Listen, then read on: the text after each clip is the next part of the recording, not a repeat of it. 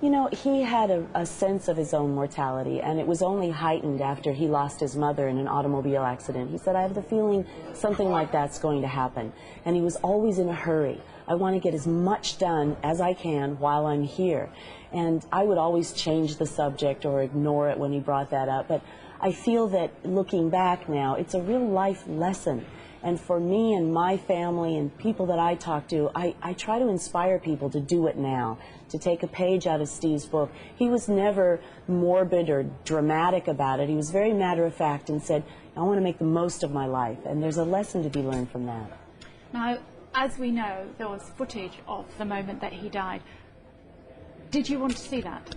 No, I didn't want to see it, but I wanted to be the one to dispose of it, because to me that was like the last of Steve, and it was almost, you know, like having a funeral for that as well. Just the final saying goodbye.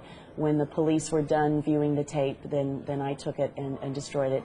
It's something where everything Steve did was filmed.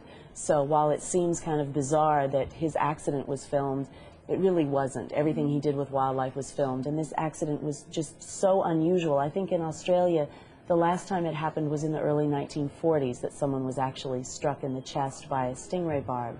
So I encourage people, again, not to fear or hate rays. This accident was just extraordinarily unique. It was a fluke, wasn't it? It was very much an accident, and there's nothing that can attribute to what happened. Steve was swimming over the ray, and usually rays strike out if they're being stood on or come up in a fishing net. So this was just really a bizarre accident, and may never happen again. If I'd been in your position and that tape had been given to me, I don't know how I would have felt. I think I probably would have had to sit down with a glass of wine and watch it before I disposed of it. Is that what you did? Or?